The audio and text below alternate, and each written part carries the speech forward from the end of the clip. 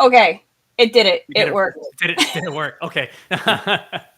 It was a little slow on the go live, but then it did the things. So I don't know how much of the clip actually played, but whatever. But we're on. So it's I think we missed Stephanie is really the takeaway here. That's what it is exactly it. All right. Good afternoon, GitOpsians. Sorry that we are starting just a hair late today. We had we were getting ourselves organized here. Not a lot in the way of announcements from me today, so I'm just going to say that Christian and I got the notification email yesterday. Our talk for GitOpsCon in not ArgoCon. ArgoCon. ArgoCon. So they did this change thing. Yeah. One of the cons. I was like, something is wrong here. ArgoCon attached to KubeCon, co-located with KubeCon in Amsterdam, was accepted. So that means I will be doing at least two talks there. So you can catch me around the place. And then Christian, I think you had other announcements as well, right? Yeah. So as Hillary said, we are on top of the of our talk getting accepted. So we're really cool. We'll be there at KubeCon because I also have a KubeCon talk got accepted. So really cool. We'll be there. That the schedule is out for ArgoCon. So I will put that in the chat. We have the ArgoCon schedule. Go check it out. I think I don't know if our talk's like in the beginning. I think it's one of the first ones. I hope it isn't, but I think it is. I guess we'll see. Someone let us know. Like mornings. Yes. Yeah, I know. Especially like if we are like if we're like jet lagged. Right, we're gonna be like in a different time zone, and we're gonna be all full of coffee, and but maybe that's good. Maybe like we'll just do a caffeinated, word vomit. Yeah, I will say that's about what it's gonna be. It's not gonna be caffeinated integrations. It's gonna be caffeinated word vomit. Mm-hmm. Word vomit. Yes, exactly it. So that's cool. Check that out. A lot of great talks. It was difficult. I was part of the program committee there. It was difficult to choose the talks, so keep them coming, please. We love these talks. And then also today, hot off the press today, literally like an hour ago, the schedule for GitOpsCon was released. I will put that in the chat as well and show that. So GitOpsCon. If you missed the announcement. There's been a little bit of reshuffling in the Linux Foundation. GitOpsCon, which was usually co-located with KubeCon, is actually now co-located with Open Source Summit, which is really cool because we kind of partnered with the CDCon guys, right? GitOps and CD are so closely related; it only made sense. So shout out to the CDCon programming committee working with us to put on a great kind of CDCon plus GitOpsCon. It's going to be a 2-day multi-track. With talks, lightning talks. You can bounce back and forth. It's going to be really cool, and it's going to be in Vancouver, right? So I'm excited to get back to Canada, and I think that leads me into today's guest because today's guest, Gerald Nunn or Nunn, I guess you'll correct me here. A principal technical marketing manager here at Red Hat. Focused on OpenShift GitOps, the technical marketing at here at Red Hat, focusing on OpenShift GitOps, which is Argo CD based. So he's definitely one of the guys I always reach out to when I have like a question or if I don't know what I'm doing with GitOps or Argo CD. So Gerald Nunn here to talk about like ACM, to talk about Argo, to talk about kind of having like a control plane of mini to Argo instances, kind of like hybrid mode and kind of all that stuff. But I'll let him take it away. Gerald, did I pronounce your last name right? I'd actually never asked. No worries. I get that all the time. Yeah, it's actually a nun, as in like the Catholic nun, but just an extra N at the end. But no problem. Different people pronounce it in different ways. It's never an issue. I figure as long as they're talking to me, that's a good thing. So. Yeah. It doesn't really matter what they call me that much at the end of the day. And I was going to say, isn't it the other way, Christian? I'm always bugging you for help. Well, we're always bugging each other, right? Like we each have our own, right, our own strengths. So, but we definitely do talk a lot. So, Yeah, so happy to be here today and excited to talk about managing OpenShift GitOps at scale and some of the things that ACM brings to the table. Just to be upfront, as Christian mentioned, I'm the GitOps marketing manager, which means I tend to be more on the OpenShift GitOps side of the house, not so much the ACM side of the house. But I really like ACM as a product from my sales background, and I just felt like it really fits well with managing GitOps at scale, and it'd be a good opportunity to talk about it in more detail. Hopefully today could be a little conversational with you and Hillary, because I've got a few things that might be somewhat controversial or some interesting points to discuss, and I'd love to get your guys's or your folks, sorry for the guy there, Hillary, feedback. And I'm in California. I say guys and dude as bad as anybody. That's a personal growth opportunity for me as well. So no offense. Appreciate the acknowledgement though, for sure. Yeah, I'm working on that one. It's a bad habit, but I'm trying to break it. I think it's a West Coast thing, right? Because you're in you're in Victoria, so you're near. Yeah, I'm in Victoria, British Columbia. It's not very far from Vancouver for the GitOps Con. Looking forward to that. Is that a ferry? Is that a ferry? Yeah, it's a ferry ride. Yeah. Or you can. There's a float plane you can take if you've never done the float plane from Vancouver to Victoria. I highly recommend it. It flies at a relatively low altitude. It's like a single propeller plane that you get on, and very tiny. It's an interesting experience. It's not that expensive either. I'm glad you explained what a float plane was, because I had literally never heard of that before right now. Yeah, it's cool. It's got the pontoons, takes off from the water, lands in the water. So it's pretty neat.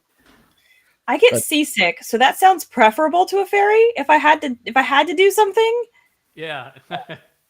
I'm very prone to being seasick, and actually both the ferry and the plane are fine. The ferry's so big that you don't feel the ocean for the most part. No, so that's a lie. People say that, and then I went on a cruise ship and I was sick the entire cruise. Oh, wow. Okay. Oh no.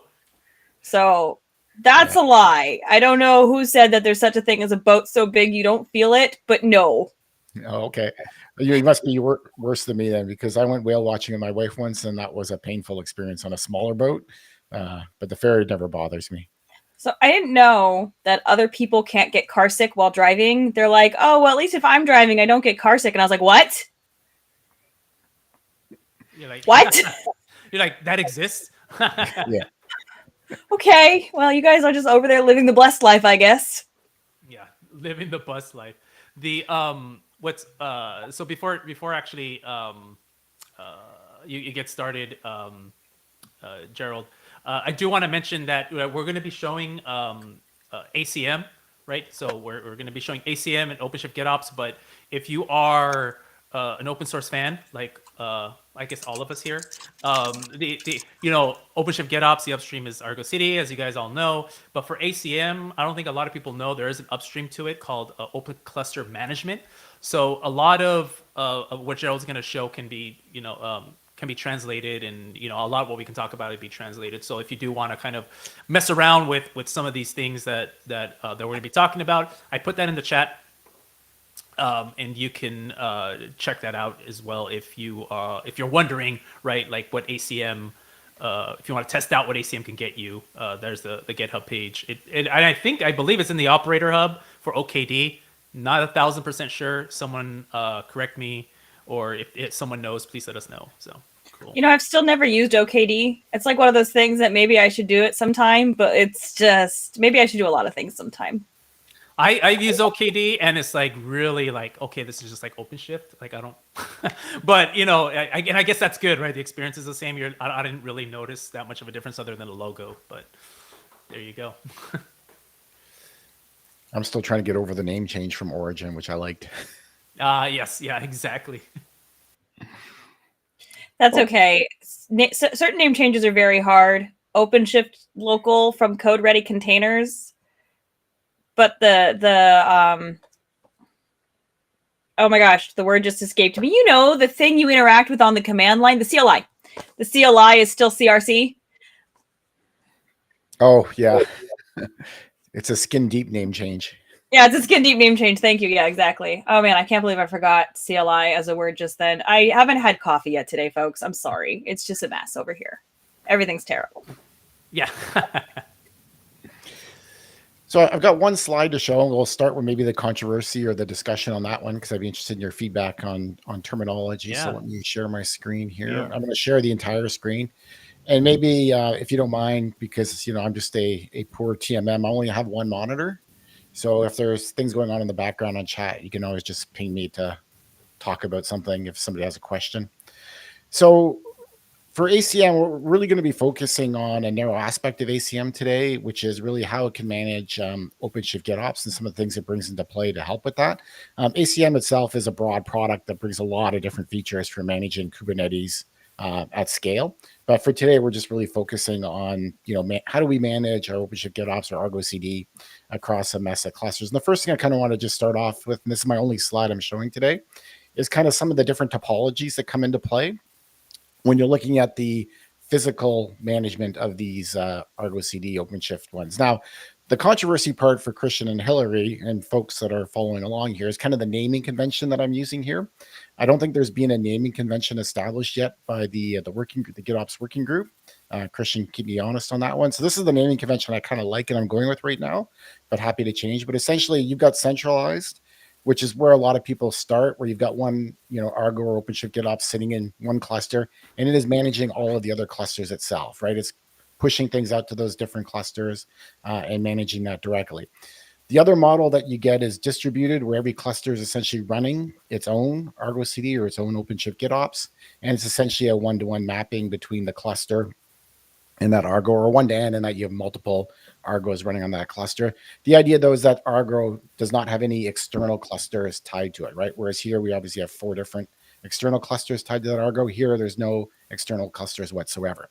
Now, centralized is great from a management point of view because, I've got one thing that I'm touching, that I'm managing. It's easy to deal with, but it doesn't really scale is the problem with it. The other issue with centralized that tends to come up is that's a single point of failure in the sense that if I lose this Argo CD here, I've lost my management capability across my fleet.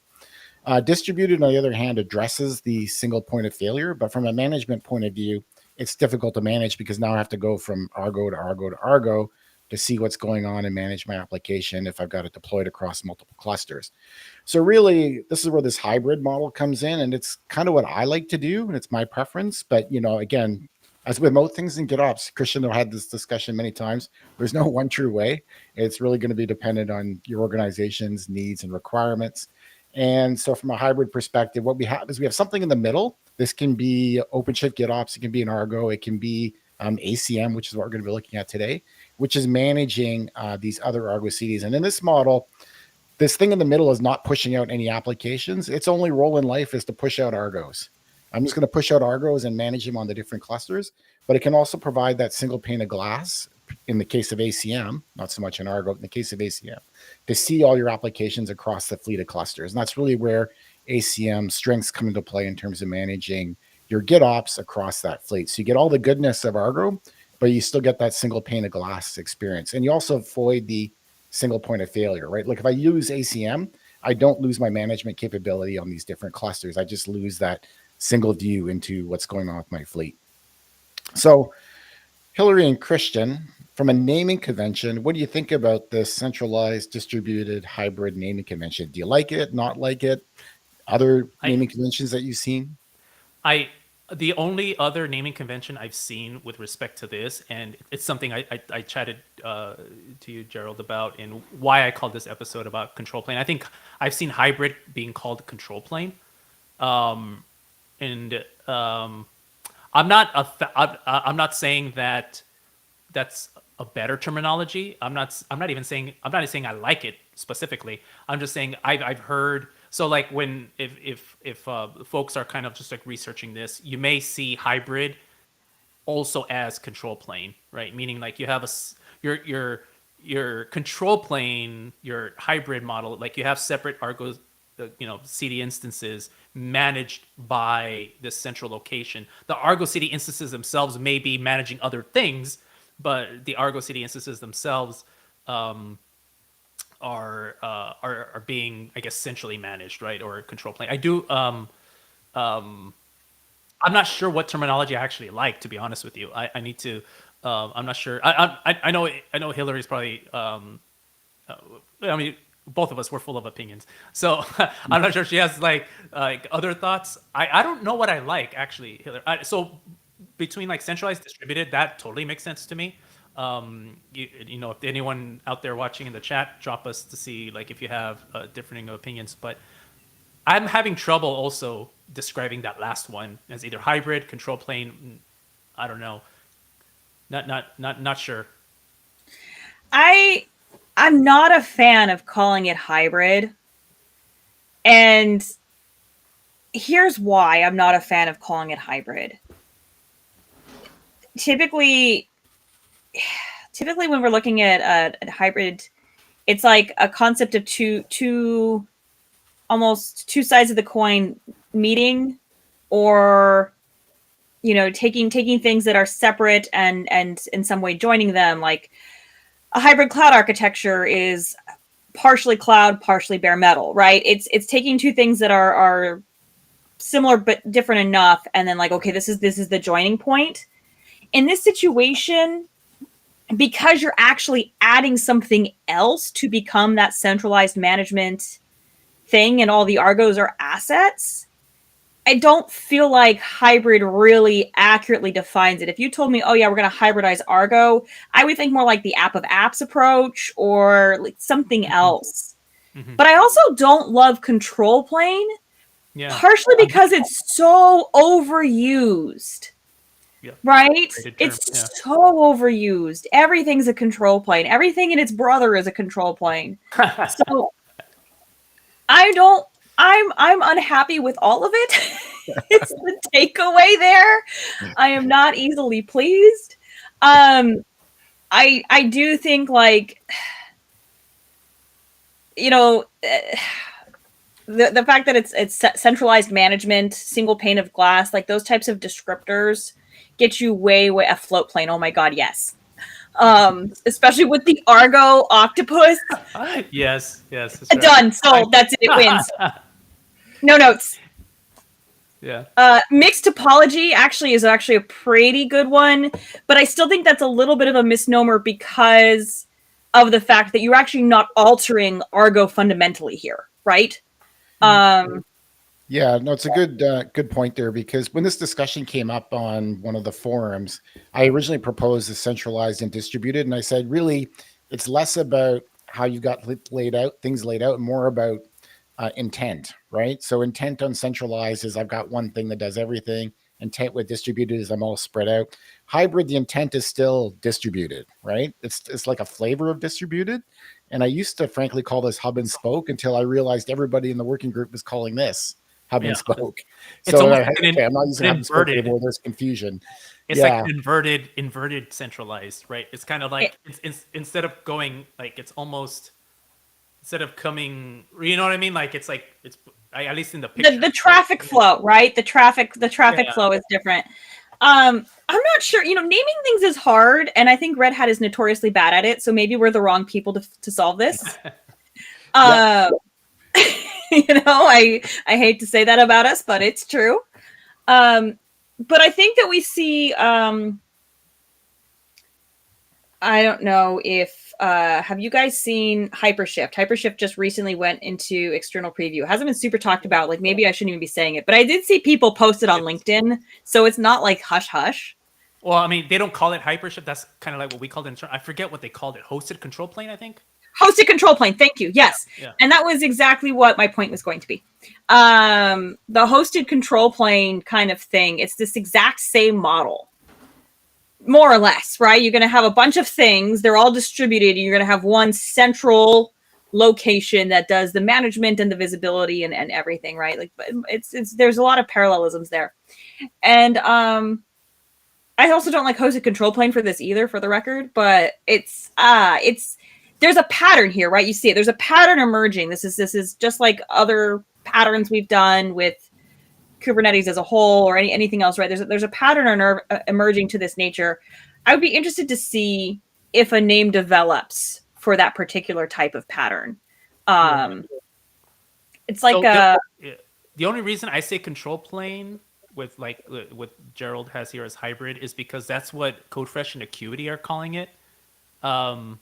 But like it's almost like you said, Hillary. It's almost like a meaningless like phrase at this point, because it's like, you know, I guess it makes sense, right? Like I guess maybe the conversation piece should be like the strengths and weaknesses of each model, even though we don't have a name for it. Like for instance, right? Like if we're switching the conversation to like the strengths and weaknesses, right? You have like the centralized hub and spoke, but then the onus is on the Argo CD RBAC model, right? Like if you have a multi-tenant situation where you have developers like actively using the Argo CD UI to deploy and manage their applications, and then you have to use some sort of their RBAC model, because then you have like, you know, different tenants on there, right? You have the team A, team B, team C kind of doing that sort of thing, which then like if you start getting too big, you get what Hillary always verbed oomed, right? You start getting oomed because like your you know, your repos, like you're just like trying to hold all that stuff into memory from the repo server on Argo can get you oomed, right? Like so. Yeah, you have to clarify. So, oomed being out of memory, right? And I think that was potentially clear from context clues, but I'm going to find it anyway. On like when you're looking at like what's going on with my pod, right? Like it'll show OOM for out of memory on the pod. And I was like, oh, it oomed, or it's ooming, if that like is in a cycle of then restarting and then going through the same exact process of crashing due to the memory issue. And I turned that into a verb because it's delightful. I feel like I didn't originate it, but I can't remember who I would have heard it from. And even the person who I thought I heard it from said to me, no, I heard it from you. You did that first. So somewhere deserves the real credit for ooming being a verb. It's certainly not unique to me. But that's where that comes from and what that means. And it's delightful. And I have used it as a verb in tense customer-facing calls, and it actually was amazingly good for like breaking the tension. So like 10 of 10 recommend as a verb. It's delightful. Everybody loves it. Yeah, I think it's fun to say, but not fun when it happens. Right. You don't want to be out at like just constantly crashing, and not to say that the centralized hub and spoke doesn't work or you can't scale it. It's just like something you need to keep in mind, and things for like multi-tenancy. And then then in the distributed, you're like, I guess, or maybe correct me if I'm wrong here, Gerald, like what you mean by distributed. I imagine like you have an Argo CD instance per like either like team, per cluster, per, you know. Yeah, so I've got a slide that goes into more of the logical aspect, and I'm just trying to keep it simple today in terms of not going too deep into things. But the idea really is that in the distributed, there's no external clusters from an Argo perspective, right? It's only talking to the local Kubernetes service. Gotcha. So whether that be multiple Argos in the cluster or a single Argo in the cluster, the idea being distributed is it doesn't reach out right into exactly. Yeah. Gotcha. Yeah. Really, the whole difference for me, you know, the scaling is one aspect, but really it's the single point of failure with centralized versus the distributed model, right? Is really where things come into play for me in terms of the big thing that a lot of my customers are looking to avoid. And good talk on the hybrid model. So I'll put my thinking cap on and take some of the suggestions from the chat as well. Yeah. And see if we can come up with some better terminology there. Yeah. So with this slide, I just really wanted to set the stage for what I'm going to show in terms of how things work. So what we're going to be showing is this, for lack of a better word for right now, this hybrid model, as I termed it here, a control plane, and we'll have a look at ACM. So if it's all right with you, without further ado, I'll leave this slide and we'll go into more demo. Yeah, I just think it's a really funny that, Christian, how we started approaching the how do we name this. In the end, what did we end up discussing? The technical debt you inherit with every model. Yes, exactly. Yes. So remember, choose that technical debt wisely, right? Choose that wisely. Yeah. Okay. And again, Hillary and Christian, you guys can keep me, sorry, you folks. You can see it's a really bad habit to try to break. Yeah. It becomes such a verbal tick for you, right? That it's like, fighting against yourself. It's almost muscle memory, right? Yeah. Exactly. Yeah. It actually becomes like saying or like, right? I don't intentionally ever say those things, but they certainly fly out of my mouth at alarming rates. Yeah, absolutely. So if you folks, I just did it again. If you folks keep me honest here in the sense of as we go through the demo, feel free to pause me. I'm hoping, like I said, to keep this conversational between the three of us and folks that are chatting on the channel, so that we can have more of a conversation as we go through it. So today, I'm going to be showing ACM, managing Argo CD, like we talked about, OpenShift GitOps. And what we're going to be doing is bootstrapping a new cluster that I've already created and brought into ACM. So I've got a hub cluster, which is my local cluster. This is where the ACM hub is running, i.e. that central part, the control plane that's going to manage everything. And my AWS cluster here is the one that I've imported, and it is a fresh cluster. Now I go to an incognito tab because Chrome is really fussy about certificates and caching, and it just doesn't like it when I try to bring up a cluster that has an address that I've used before with a different certificate. So incognito is my friend. I also like that you're using Arch. I can see that right? Or is that just what are you using Arch Linux? I am using Arch Linux, but it doesn't show it anywhere, I don't think. Well, I think because I think that's the default. Wait, are you using not KDE, but what is that? Oh no, this is GNOME. You're talking about this thing down here? Yeah. Yeah, it's an extension, dash to panel. You can install that on your machine in Fedora or whatever you're using. I love this thing. Sweet. Okay. Anyway, I have dash to dock, which I have mixed feelings about. So maybe I'm going to try dash to panel instead. Yeah, they're fairly similar, but dash to panel tends to follow more the Windows model where you got the bar along the bottom and it's always there. You can IntelliHide it as well if you want to, but I always just leave it there because, again, I'm an old man and I like to see my applications that are running in the bar and not guess that I've got something running. So, and I like just clicking on it and switching it again because that's muscle memory from my Windows days. So, but anyways, this is the Amazon cluster that we're going to bootstrap. So this is what we're going to see from a demo perspective today is how ACM makes it easy to bootstrap these clusters using OpenShift GitOps. What I just wanted, the purpose of logging in was first so you could see that I'm just using kubeadmin. That's the only authentication that's set up. You can see there's no certificates that are being configured for this instance. So we go look in the operators, install operators. You know, it's a vanilla, new, fresh cluster, right? There's nothing going on in this thing. So what we're going to do is, sorry. Can you control plus it just like maybe like one or two? Yeah. Whoops. There we go. How's that? There we go. That's better. I don't want to go too far because then the ACM because then you don't see anything. Yeah. There we go. That's so good. I've got my clusters here, and essentially what I'm going to do is I'm going to configure this, and I'm going to just relay out my screen here a little bit. So I'm logged into that Amazon cluster. If I do an OC status here, we can see just to make sure, because I don't know about you, Christian or Hillary, but I'm always logging into the wrong cluster at the wrong time. Yeah, I only have one. And they don't let me have these things anymore. I just recently got a dev cluster as like a wonderful gift from one of the engineering teams in my group. I am not allowed to have clusters anymore. It's terrible. Yeah, I have. I used to just use environment variables, like, you know, for different clusters, and now I force myself to use context to learn the context commands, like kubeconfig, use context, whatever. Yep. They could make that command a little easier, but yes, I have tons of clusters, and I'm always messing up one because I'm on one and you're actually on the other. Yeah, I do that all the time. So in this command here, all I did was I put on a watch for Argo application objects, right? And you can see right now it doesn't have any resource type of applications because the GitOps operator hasn't been installed. We haven't done anything yet in terms of configuring it. So the way the configuration works, and I'm going to get into the meat of this while this demo is running, but just to kind of show a little bit here. If I go into my local cluster here, you can see in ACM that there are different ways to categorize your clusters and decide how things are going to get deployed across the different clusters. And one of the more common ways, like everything else in Kubernetes, is through labels. You can label your cluster, right? So if you look at my local cluster, aka the hub cluster, I already have this label called GitOps equals local.home.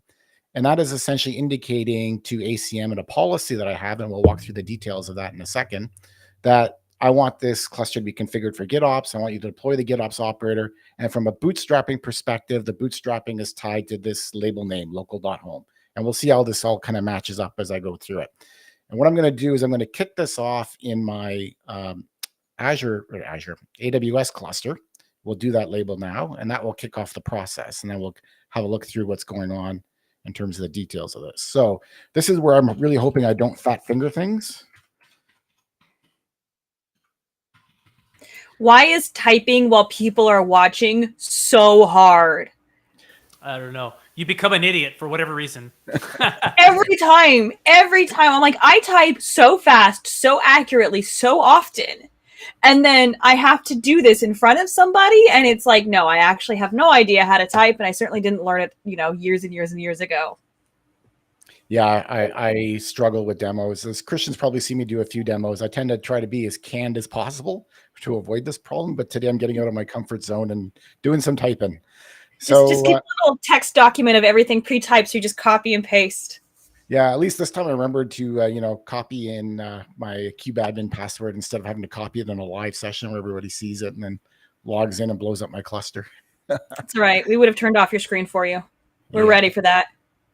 So the way that label is going to work is I have a policy set up for GitOps. And this policy set in ACM is what's actually going to be rolling out this cluster. So you can see already I've got my local cluster has got 3. But here in the AWS cluster, I've got a mix of policies that are compliant and not compliant as it goes through the process of setting things up.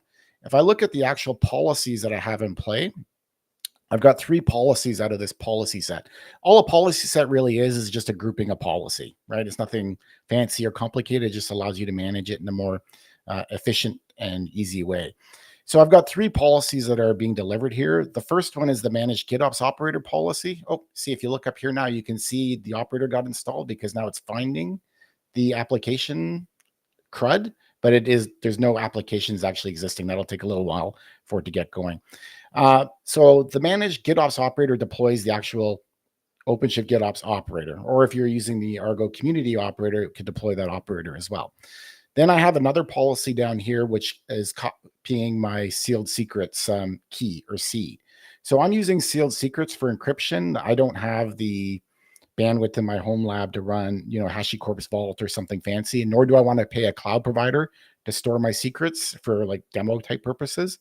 So I'm using sealed secrets. And if you're not familiar with it, it essentially uses a private key that you need to provide to the sealed secrets operator in order for it to decrypt your secrets in Git that are stored in Git. So in order to get that key into my cluster that I'm deploying here, I have a policy that copies that key from the hub cluster into this managed cluster. And that's what that policy is doing. And we'll look at this more in more detail in a second. And the last one is just setting up my notifications. I've got that out as a separate policy, Argo CD notification. So those are the 3 things that are happening here. And if we go and look into the this here, oops, let me go and edit it. One thing I forget about, you can see it's starting to bootstrap here on the right. So the applications are coming in, and it's using a sync waves to do this. So there's a bootstrap application that goes in, and then it starts doing them in waves. And the first thing that happens from a wave perspective is deploying that sealed secrets operator, because without it, none of the secrets that I have in Git can be decrypted, and a lot of other things will promptly fail to be deployed, right? Then after that, it carries on and starts deploying everything else as part of waves. So from a placement point of view, in terms of the policy, you can see that I've got the placement tied to a label called GitOps.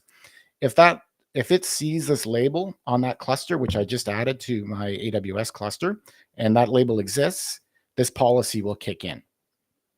And off it goes to the races, or this policy set will kick in and off it goes to the races. So if we look at the policies that are doing the work, let me do my GitOps here. This one here. And we'll go and edit this as well.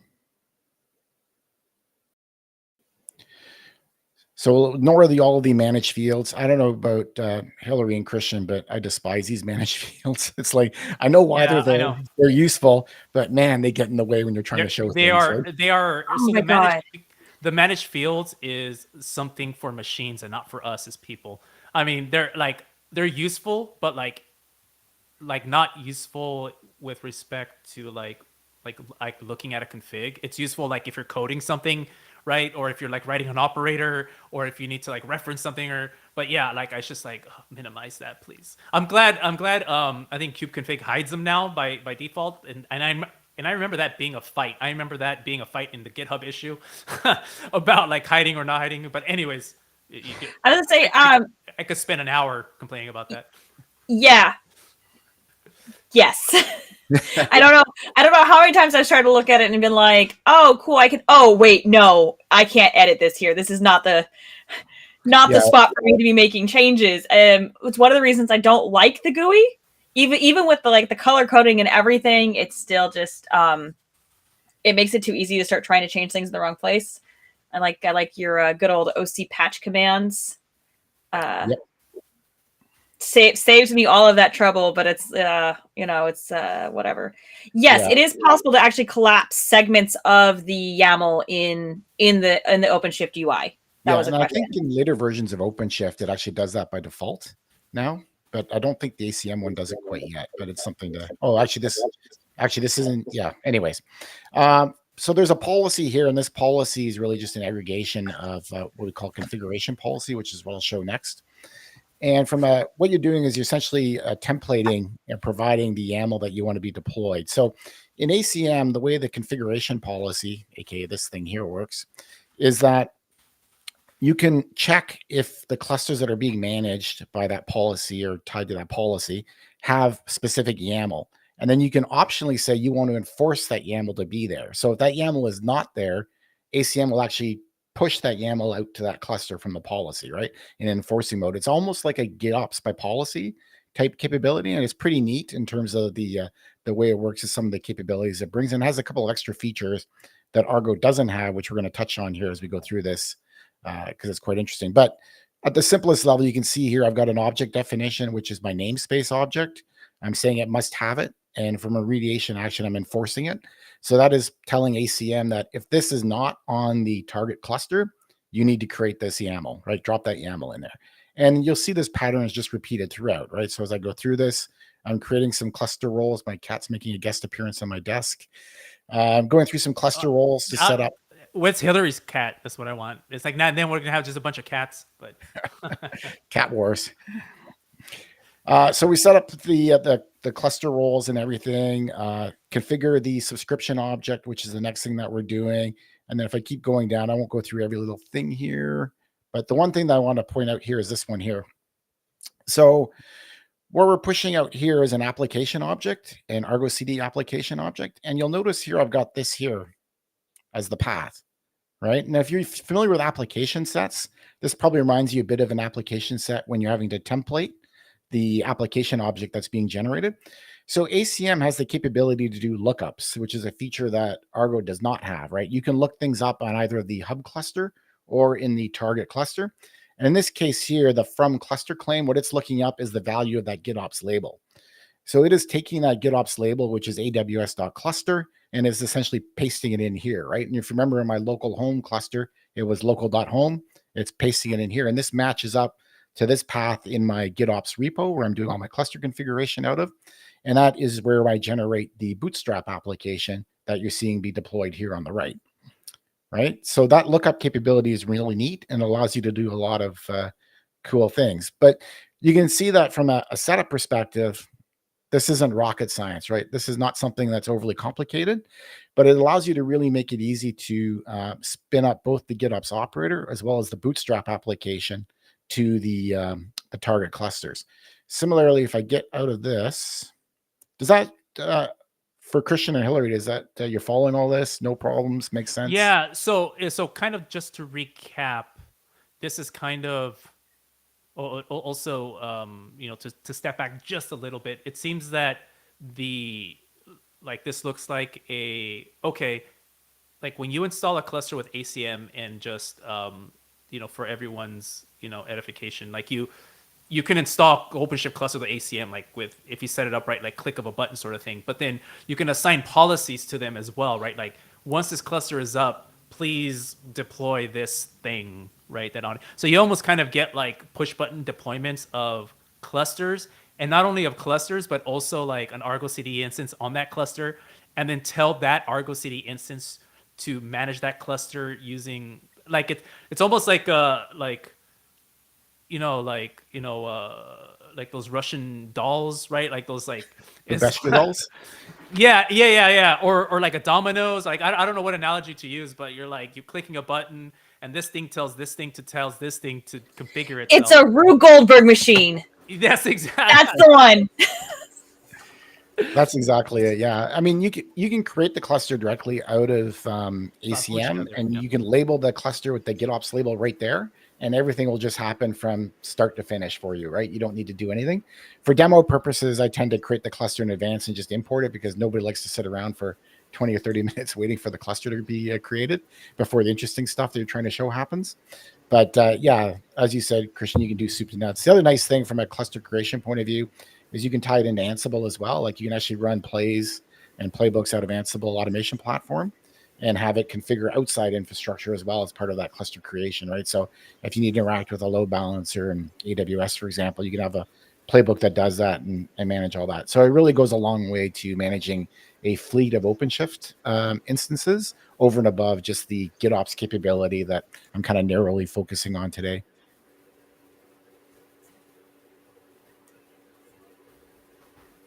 Okay, and then if we go back to my policies here, we can see now I'm fully compliant. My AWS cluster has got all policies deployed, ready to go, no problem at all. And if I go back to bring this screen up here, we can see it looks like everything's synced. Oh, nice. So if I go back, let's see here. It's going to be difficult here in terms of hovering. Come on. There we go. Turn off hot corners. I don't know about you. No, it's I did a resolution change before I joined because I have an ultra wide monitor, and sometimes the hot spots and dash to panel get a little thrown off when you do that. So no big deal. So I also have an ultra wide monitor. It's actually mounted on the wall in front of me because it is so big it would not fit on my desk. Have you experienced the thing where you cannot get other people to agree on whether or not your text is legible due to the aspect ratios of their own monitors in relation to your monitor while it's being shared? This is why I always drop the resolution down to full HD, 1920 by 1080 before I do a presentation.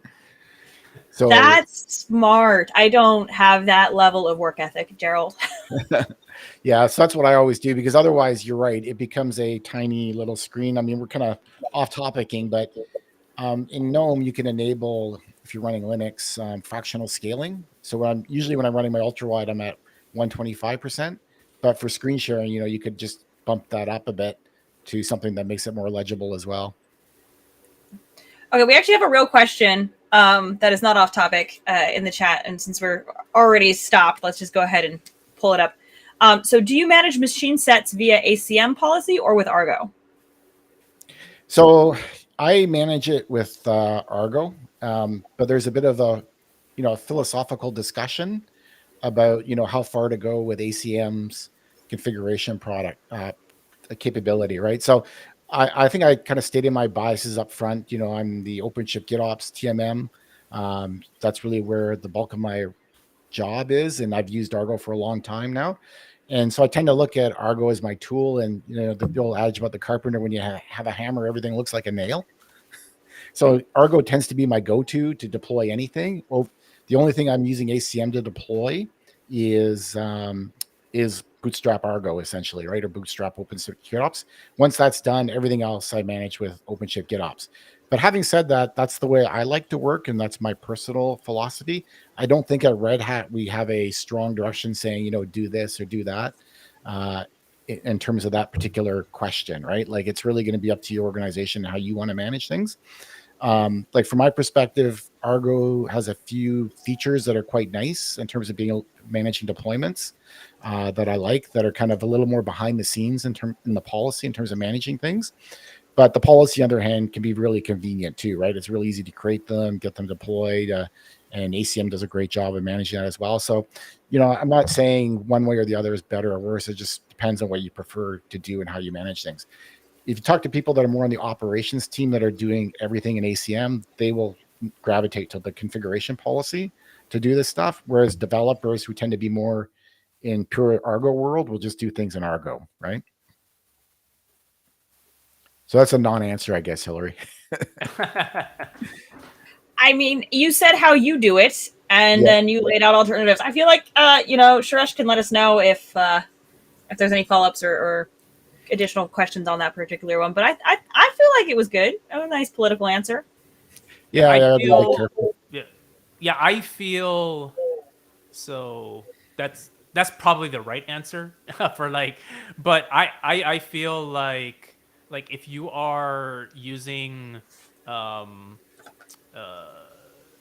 ACM as like the control plane or the hybrid model for like managing, like if that's like your focus, to me it makes sense to have Argo do it, because it's kind of like you're delegating. Like if you have Argo instances, right, like you're just like, okay, Argo, you take care of everything on this machine, right, versus doing it on ACM. If you're more like you're using ACM like as just like your machine management, like you're doing a lot with ACM, it does make sense to put it in ACM. But for me, like, it depends on the model you're using. I am more inclined to use Argo, but then I'm biased because I have an Argo picture up here. So Yeah. that's just me. So and I see that Luis is on. So sorry, Luis. He's one of the ACM guys is on. So sorry. Yeah, they will correct me or back me up as necessary. Yes. The ACM team. But anyways, just to show, this is the cluster that we just configured. So now you can see, hey, I've got certificates. Great, that's done. I've got authenticators, right? I'm not just tied to KubeAdmin anymore. I can log in as my admin user. I see you have your custom login screen too. Yeah. We have the custom login matrix theme that somebody did for the console UI challenge many moons ago, which is quite nice. And if I go into operators, look at installed operators, you can see I've got a bunch of different operators installed now, whereas before I had none, right? So that's all done for me. The other thing I wanted to kind of touch on with ACM that's kind of neat is, if you notice, I got this banner up here, aws.cluster, and that banner. So I'm using an ACM feature to actually do this, but tying it into Argo to manage that. So if we go look at my Argo installation in terms of workloads, pods, oops, sorry, get out of this all projects, GitOps, turn on the filter. You can tell it's a fresh cluster. Nothing's configured the way I like it. And we look for the repo server down here. We look at the environment variables. You can see there's some environment variables that got spit out here, right? In terms of what the cluster ID is for this cluster, what the cluster name is, what the infrastructure ID is, and what the subdomain for this cluster is. And this is another kind of area I'm interested in Christian, your and Hillary's opinion on whether how GitOpsy or not it is. If I go back to ACS to show you where this is happening, policies, the managed GitOps operator. I'm bouncing around a little bit here. Let me find it. Open that bigger. Now we get to go wade through some last applied configuration here that we were just complaining about. Oh, we love that. Yes. Next one. Okay, here we go. So what I'm doing in ACM is that when I deploy the operator in the Argo CD CRUD that actually deploys the operator, you can specify environment variables for the different components. So I'm specifying some environment variables for the repo, but then I'm using ACM's capability to look things up to populate those variables, right? So when I deploy into my target cluster, the infrastructure ID gets populated from that target cluster. Same with the cluster ID, the cluster name, the subdomain. So there's a question about machine sets, for example. One of the problems with machine sets is that the default name for it is tied to this infrastructure ID, I think it is, or the cluster ID, one of the two, I can't remember. So you can't just like have it sitting as a YAML somewhere. You have to know the name in advance, right? And that this ID is generated. It's not something that you ever know in advance until the cluster is created. So using ACM, that allows me to basically populate these variables. And then what I've got is I've got a plugin. Let's see if I can find it in here easily right there. This plugin essentially customize-env is the name of it. Applications can use this plugin, and what it has is a small Perl script at the end that will look for those environment variables and replace them, right? So it will essentially, it'll essentially take the output of customize and say, if I've got a $, squiggly bracket, name, change it to the environment variable if there's a matching environment variable. So the interesting thing about this, I'm kind of interested in getting your opinion on, Christian and Hillary, is whether this is GitOpsy or not, because as you know, one of the principles of GitOps is that the source of truth is in Git. And as soon as you start doing some stuff like this, well, that's not really true anymore, right? Because some of the source of truth now is that environment variable. For me, I'm okay with it because I'm pretty pragmatic. There's a balance between, do we really want 100,000 customized overlays to patch these individually versus just kind of templating in this one simple case? Or, but I'm just kind of interested what your folks' thoughts are. Yeah, I've actually had this conversation with Christian Posta many moons ago. Like, how far do you go in your source of truth? Because having a deployment in Git, it's like, well, that deployment spins up replica sets, which then spins up pods. So like, is that less GitOps than just like defining just nothing but pods, right? And at some point it gets kind of crazy, and I think it's just where the point of demarcation is. I like to quote Alexis Richardson, right, who coined the phrase GitOps. So, just kind of have that in my back pocket, right? It's like I'm quoting someone who actually coined the phrase GitOps, but he said that the point of GitOps, or like in his mind, the point of GitOps is the state of your cluster. Basically, you want your cluster back in the state, or as close as back to the state as it originally was. And so so things like Helm does it too. Helm has like the lookup feature as well. Like there's just some things, like if your cluster goes down and you spin up another one, not everything's going to be named the same. Certificates are going to be completely different, right? Like especially in Kubernetes, right? Like those get generated, and rotated, right? Like you just can't like define everything, right? And I think the spirit, I think, of GitOps is kind of like, as long as your cluster is in the same state or as close to the same state as it was before, then that's the point of it, right? Like it's more, it's less, taking the the religious aspect of GitOps, right, and the philosophical aspect of it. Like, what is it for? Like your end state, right? That's what it's for. You want the end state. So I think this is completely fine. I have absolutely no trouble with doing things like looking up things that are dynamic, right? Things like cluster names and node names and things you shouldn't really care about in the to begin with, right? So I think at least that's like my opinion, right? I kind of leans towards okay, do as much as you can. However, there's going to be situations where, like, what's your end goal? Your end goal is to get the same state. So then whatever you need to do that makes sense to me. Yeah. To me, this is one of those things where with the how far do you go, right? Like this policy could exist in Git with this exact lookup. And if you need to change the nature of the lookup, then that would be what changes in Git. And then you get down to the same thing. But like you said, you don't want 1,000 customized overlays. That's not what I would call sustainable technical debt. I need a rainbow effect. Sustainable technical debt. Okay? Yep, agreed. You got to balance that. You cannot take something so far down that you're giving yourself too many things to manage and keep aligned and or too many instances of, or too much compute spent to do something that could be done with a Perl one-liner. Like not even a one-liner in Perl. Look how small that is. That all regex? Yeah, it's basically all regex. I love Perl. I would have used sed, but I think maybe Perl is faster. I would think at stuff like this. Yeah. There's actually a command called env-var, which is why I named it this way. But unfortunately, the Argo CD image doesn't have it, and I try to avoid image management like the plague of my existence. Like I don't want to be keeping this thing up to date, so that's why I just defaulted. As Hillary said, Perl's like a Swiss Army knife, right? I don't have anything else, but I have Perl. Okay, I can do it. Yeah, if you got Perl, you've basically got the functionalities of awk. You've got the functionalities of sed. You don't need a whole lot more. And going down and actually executing things with sed or awk is like using bash directly in code. It's not necessarily the most secure point. Yeah. I'm pretty good at sed, but with awk, that's kind of like when I start that's when my head starts hurting. Oh, I was doing stuff in sed, I was doing stuff in awk, and I was like, wait a minute, instead of stringing these two things together, I could just do this in Perl. Yeah. And then that was ineligible code, right? It's perfectly, you can read, Perl is perfectly human readable, okay? It's just like learning any language that you have to speak, okay? It's fine. It's fine. And Perl doesn't change for better or worse. It hasn't changed. Is that a knock against Python 2 to Python 3?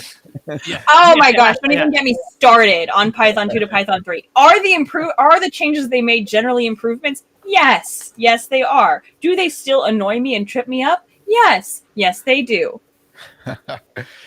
Okay, so that's great. Thanks for the feedback on that. So another thing I just wanted to show a bit was, you can go to the applications list and you can see all your different applications here, right? So you can see them deployed across the different clusters. Like there's one remote cluster here, for example. You can drill into things and you can see the layout of what they look like and how things are deployed, right? And click on the application object and see that it's healthy in that. And you can see this across the fleet, right? Over and above that, there's also a feature if we go into clusters here, because I could never remember where the link is in ACM called observability. What observability does, it essentially collects all the metrics from the managed clusters, right? And allows you to query those metrics on the hub cluster. So this allows you to provide dashboarding across your fleet of clusters. So for Grafana, what I've done here is you can see there's a default one that comes out of the box for clusters in general, but I've created a GitOps one. And I can go in and I can see my GitOps instances. So here's the one that's running in that AWS cluster that we just deployed the operator in. I can see how many applications I have, repositories, et cetera, see the statuses here in terms of health and sync. And then I can just flip over and see my local one as well, right? So I can see how my Argos are looking across my fleet very quickly and easily in ACM. This feature is super easy to deploy. Like I'm not much of an infrastructure guy and I'm just using my network attached, my consumer level network attached storage device for object storage. And it's just very easy to set up and get going. And it gives you this benefit of getting all the metrics because again, I don't know about you folks, but when I'm running multiple clusters, I'm tending to bounce from cluster to cluster to cluster to see what's going on and be able to get this single pane of glass view across my fleet is a huge benefit to me. 100%. And we know observability is one of my favorite topics. So 100%. Also, really congratulations cool on using Folks the first time. That was there you go. Awesome. Only took 20 times to get there, but eventually. You know what? But you did it. Yeah. So that is a huge success. This is so. Can I confess? I have actually never seen ACM work before today. Really? Believe it or not. So, what'd you think? I mean, it lives up to the hype. I learned some stuff.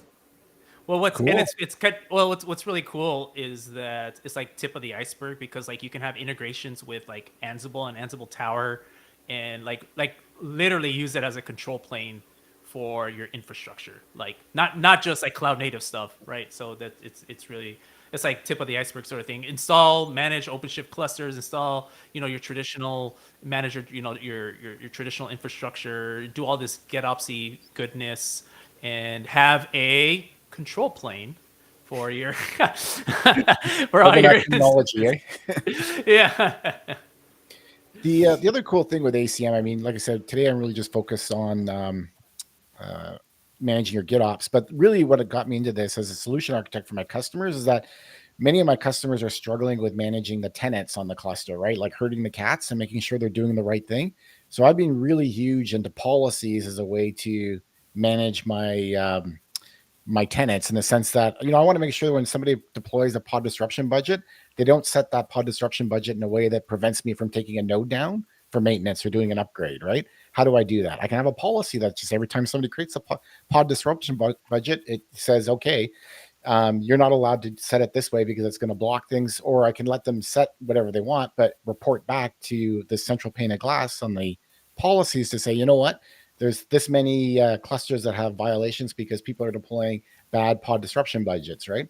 As an example. So being able to make sure that the tenants on the platform are doing the right thing, because many of them are not going to be, overly familiar with the ins and outs of Kubernetes, right? Like the number of times I've had to tell somebody the importance about liveness and readiness checks, which is like basic Kubernetes 101, is still astounding to me, right? So having these policies in place, and then most importantly, a central place so we can actually understand what your policy status is across a large fleet of clusters is huge. And this is really what started me with ACM.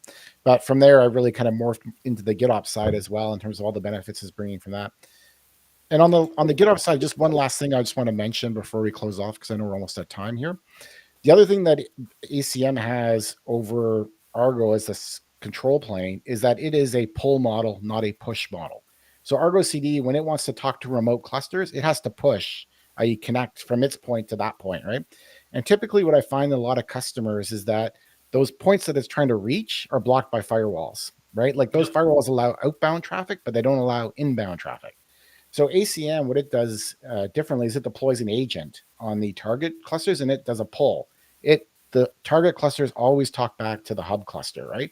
And from a network flow perspective, that is much more likely to be allowed by customers' networking infrastructure from a firewall perspective than a push model is. So that's the other kind of benefit that ACM brings, but it's a very subtle one that isn't really clear when you see it kind of working in action. Yeah, and there's also kind of like, push or pull, and it's like, why not both, right? Like you have both, like with like you have your cake and you can eat it too with ACM and Argo, and using both of them together, it allows for some of these things. When I first started working with ACM, I was so used to Argo that like my mind just like exploded when I connected my cloud instance ACM to like my local OpenShift cluster that I'm running right here, my little space heater that I call my OpenShift cluster. And I was able to like manage it. I was like, oh, because it has an agent that like, that I was like, oh my God. But like, working in Argo, I was used to like the other way around. I'm like, this is never going to work. I'm like, oh, that's actually pretty cool.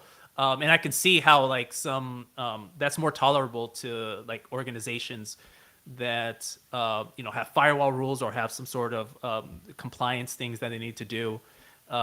It really, allows them to start using like some of these things that are really, really cool. Yeah, I've experienced that firsthand when I was working in the smart building IoT space, and actually having IoT gateways that had to be in physical locations and be conformant to corporate IT best practices and standards, and going through IT audits on that, which we could talk about forever. But there's actually one other thing I want to talk back. I want to roll back, and I know we're over time, so I hope you guys can stick with us just like 5 minutes. I want to roll back to the topic about using policies to enforce Kubernetes best practices and agents, because there's something else I want to show. If you don't mind, since you're driving, can you go to the operator hub on a cluster, Gerald? Yeah, absolutely. Let me switch over to my local one. Oh, look at that. Operator hub. Can you look for deployment validation operator? Oh, is this one of your guys' things? This is one of our things. There it was. There you go. This is one. This is not multi-cluster. This is single cluster. So for folks who are just looking in one space or just want to be looking at their particular workloads, this is something that came out of the SRE group here at Red Hat. This is a project that I worked on for a really long time. And Red Hatters past also contributed to, in addition to Red Hatters present. And the actual basis for this is something called kubelinter, which came out of StackRox. So kubelinter is a static analysis tool that goes into your GitHub workflows that will validate that your manifests are compliant with Kubernetes best practices, which are written into their policies. They don't call them policies in that repo. I forget what they call them. And then this is an operator version of it that has been like slightly altered to be opinionated for OpenShift specifically. It doesn't do all of the checks that they expose in the static analysis tool. But this is a really great tool for people who are not dealing with a full fleet and might just be looking at the single cluster perspective. And it should also have a Grafana board and stuff for you to see. And then one of the things that we did when we run it is that whenever it finds a validation, or whenever the validations fail rather, and it finds a violation of the best practice, it doesn't block anything. It doesn't have that kind of functionality. But on our end, our automation will pick that up and it will raise a JIRA with the owner of the workload and tell them, hey, you need to fix this. This is not working, and here's why this is not going to work.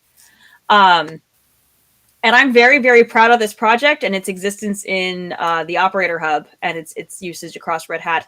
Not that it's my idea or anything. For a very brief period of time, like 6 months, I was the tech lead on this project, and I think I'm still a maintainer because they haven't removed me, which is amazing. Yeah.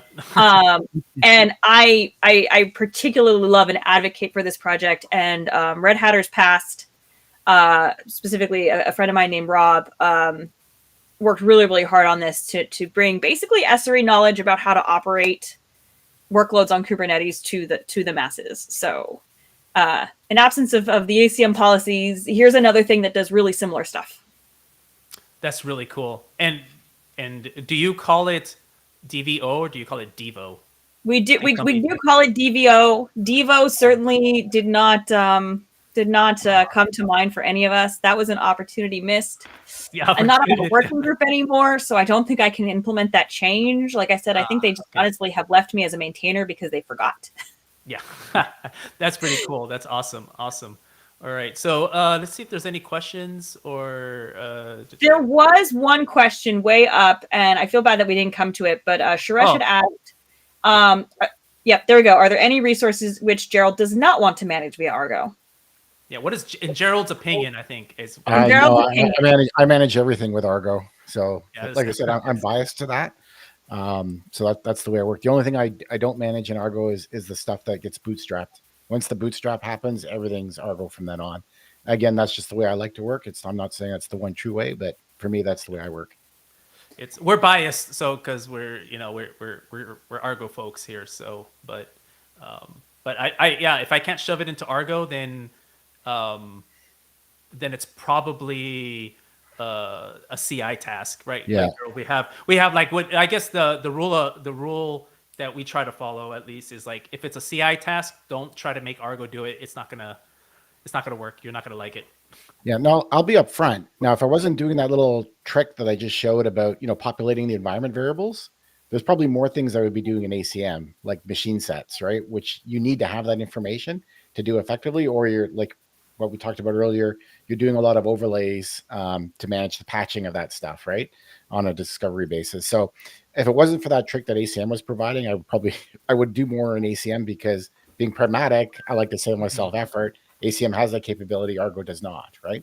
But because I can use ACM to give that capability to Argo, I'm happy doing everything in Argo.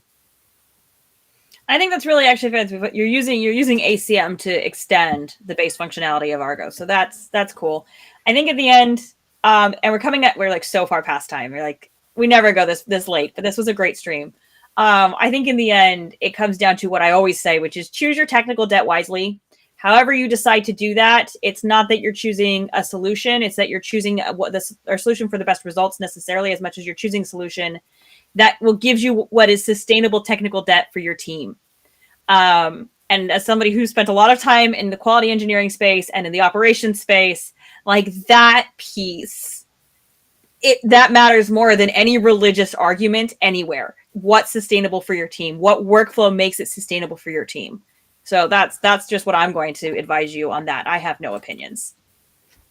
Sweet. All right.